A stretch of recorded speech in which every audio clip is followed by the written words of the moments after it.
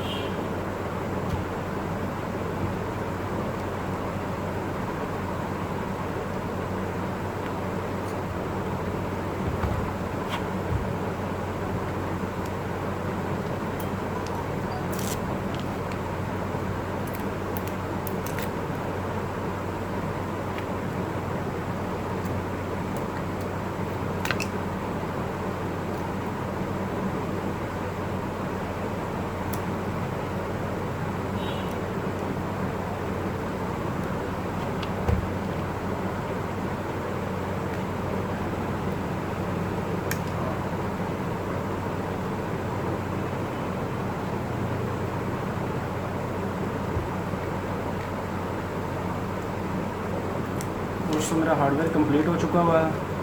तो अब चलते हैं प्रोग्रामिंग की तरफ।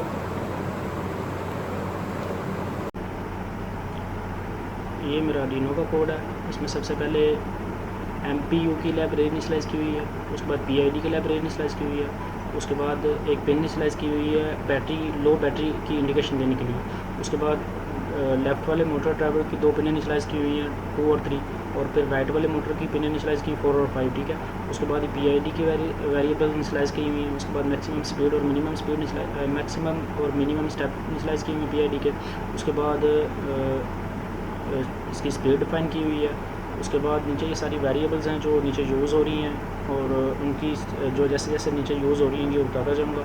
तो वेरिएबल्स हैं जो नीचे यूज़ हो रही हैं। उसके बाद स्टोर वर्ड है। स्टोर वर्ड में सबसे पहले जो सीरियल हम ब्लूटूथ के लिए यूज़ कर रहे हैं 0 वाला, उसी सीरियल को हमने लिखा उसका बॉर्डर 9600 रखा हुआ है।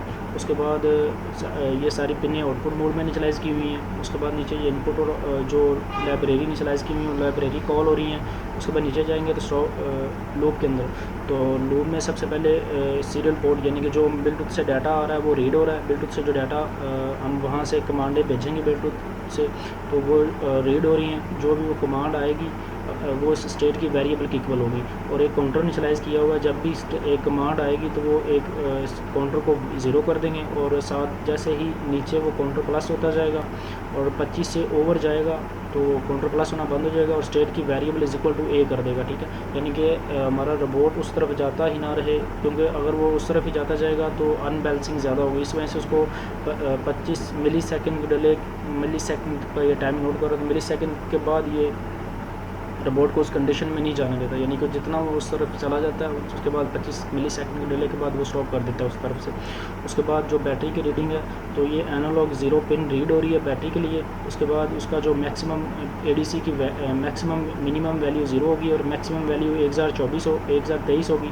तो हमारे पास 12 वोल्ट की बैटरी थी, हमें जो इसके पिन के ऊपर डाटा पिन जो एनालॉग पिन है उसके ऊपर हम जो सिग्नल दे रहे हैं वो 12 वोल्ट का दे रहे हैं डिस्टेंस डिवाइडर सर्किट लगा के।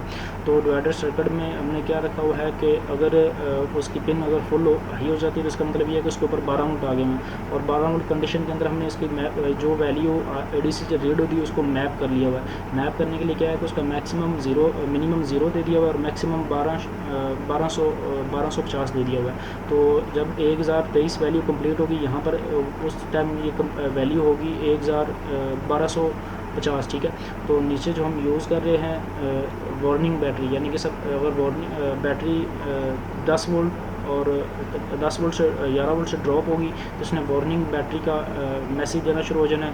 और अगर बैटरी 8 वोल्ट से ड्रॉप होगी, 8 वोल्ट और 10 वोल्ट से ड्रॉप होगी तो इसने लो बैटरी का इंडिकेशन देना, और उस टाइम रोबोट वर्क नहीं कर रहा होगा। ये नीचे कमांड दी हुई है लो बैटरी की, जिस तरह वो टर्न ऑफ करवा देगा तो बैटरी नीचे यूज़ नहीं। और साथ ही वो जो पिन इनिशियलाइज़ की हुई है बैटरी इंडिकेशन, लो बैटरी इंडिकेशन देने के लिए, तो वो भी हाई हो जाएगी, ठीक है। उसके बाद नीचे चले जाएंगे तो यहाँ पर जब हम ब्लूटूथ से डाटा रीड करेंगे वो स्टेट की वेरिएबल के इक्वल होगा। अब यहाँ से हम जो ऐप के अंदर लग रहा था जो 5 बटन हमने इनिशियलाइज़ करेंगे ऐप के अंदर, तो वहाँ से जो लेफ़्ट वाला बटन होगा उसमें हमने एल एक कमांड सेंड करवानी है। तो एल के ऊपर इसने लेफ़्ट हो जाना है। उसके बाद स्टेट की वेरिएबल अगर राइट होता तो इसने टर्न राइट हो जाना है, और अगर फॉरवर्ड आएगा तो एफ आएगा तो इसने फॉरवर्ड जाना है, और बी आएगा तो इसने बैक हो जाना है, और स्टॉप पे इसने स्टॉप कर देना, यानी कि ऐसा आएगा तो स्टॉप कर देना, ठीक है। तो ये था कोड इसमें आर्डिनो का, और ये मैं अपलोड करता हूँ। अब अपलोड करने के लिए सबसे पहले आपको यहाँ से अपना ब्लूटूथ उतारना पड़ेगा, क्योंकि 0 वाली सीरियल पे ही लगा हुआ है, 0 वाली सीरियल से ही कोड अपलोड करना होता है, तो इसलिए आपका कोड अपलोड नहीं होगा। पहले अपने ब्लूटूथ उतारना है, उसके बाद अपने कोड अपलोड करना है अपना।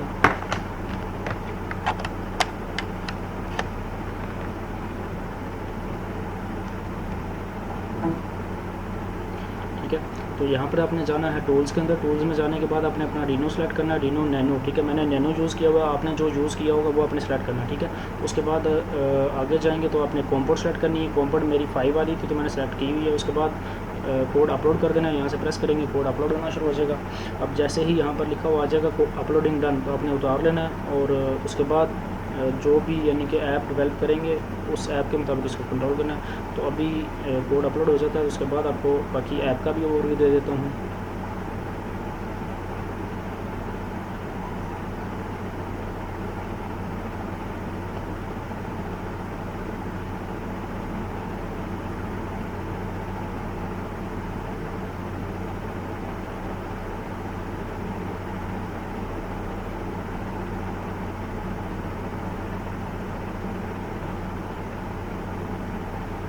ठीक है, तो ये अपलोडिंग डन हो चुकी हुई है, कोड अपलोड हो गया हुआ। आप इसको उतार लेना है।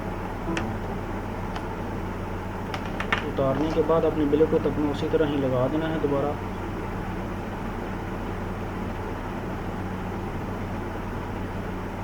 ठीक है, तो अब अपनी ऐप पे चले जाना है। तो ऐप जो है वो मैंने MIT ऐप इन्वेंटर एक वेबसाइट है उसके थ्रू बनाई हुई है ऐप। तो APK फ़ाइल जनरेट करूँगा एंड्रॉयड के लिए, ठीक है। तो यहाँ पर आपने सब लॉगिन होने के लिए, यानी कि ये अपनी इस वेबसाइट पे जाना है, MIT ऐप इन्वेंटर की वेबसाइट पे जाना है, और लॉगिन होने के लिए अपना ईमेल एड्रेस देना है। गूगल ईमेल एड्रेस कोई भी दे सकते हैं आप, ठीक है। तो मैं अपने ईमेल एड्रेस से लॉगिन हुआ हूँ। उसके बाद आपने क्या करना है कि अपना जो प्रोजेक्ट है उसका नाम देना है, कोई भी दे सकते हैं आप, ठीक है। मैंने अभी कंट्रोल्ड रिपोर्ट रखा, ठीक है। तो आपने जो भी आपने देना होगा आपने उसका नाम देना है। नाम देने के बाद ये इसके अंदर ही बटन वगैरह ये सारी चीज़ें पड़ी होती है, और एक्स्ट्रा फीचर के लिए एक्स्ट्रा जो पिक्चर वगैरह जो हम लगा रहे हैं, ये मैंने बटन इनिशलाइज करने के बाद उसमें पिक्चर लगाई हुई है। तो यहाँ पर ये पिक्चर आप यहाँ से अपलोड कर सकते हो अपने लैपटॉप से। अपलोड करने के बाद वो आपकी यानी कि अपलोड होंगी, उसके बाद वर्किंग करेंगे, ठीक है। उसके बाद आपने चले जाना है इसके बैक एंड के जो हमने कोड लिखा हुआ है हर बटन की वर्किंग के लिए, ठीक है। तो यहाँ पर ये सबसे पहला बटन है स्टॉप का, बटन स्टॉप, ठीक है। बटन स्टॉप जब प्रेस होगा तो इसने ऐसे सेंड करना है स्मॉल में, ठीक है। उसके बाद जब अप वाला बटन यानी कि फॉरवर्ड वाला बटन प्रेस होगा तो इसने एफ स्मॉल में सेंड करना है, और बटन लेफ़्ट वाला प्रेस होगा तो इसने एल सेंड करना है, और बटन डाउन वाला यानी कि बैक वाला बटन प्रेस होगा तो इसने बी सेंड करना है, और इसके बाद अगर राइट वाला बटन प्रेस होगा तो इसने आर सेंड करना, ठीक है। तो ये ओवरव्यू था इसका कोड का। और इसके बाद आपने क्या करना है कि यहाँ पर जाना है बिल्ड्स के अंदर। बिल्ड के अंदर जाने के बाद आपने क्या करना है कि ये अगर तो आपने QR कोड से अपनी APK फ़ाइल इंस्टॉल करनी है तो यहाँ पर QR कोड से APK इंस्टॉल कर लेनी है। अगर आपने अपने लैपटॉप में डाउनलोड करनी होगी तो यहाँ से आप प्रेस करोगे तो आपके लैपटॉप में डाउनलोड हो जाएगी। तो मेरे लैपटॉप में ये डाउनलोड हुई है, तो इसलिए मैं इसको दोबारा डाउनलोड नहीं करूँगा। तो अब करना क्या है कि अगर आपने QR कोड से करनी होगी तो QR कोड से करके मैं अभी जो है वो अपने एंड्रॉयड मोबाइल में केबल के थ्रू करूँगा। तो यहाँ से लैपटॉप के थ्रू इंस्टॉल करूँगा। तो यहाँ पर सबसे पहले क्या करना है आपने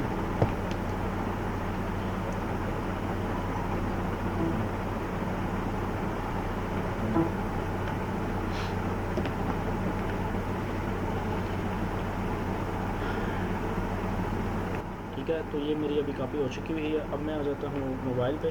तो यहाँ पर अपने वो APK फ़ाइल इंस्टॉल करनी है।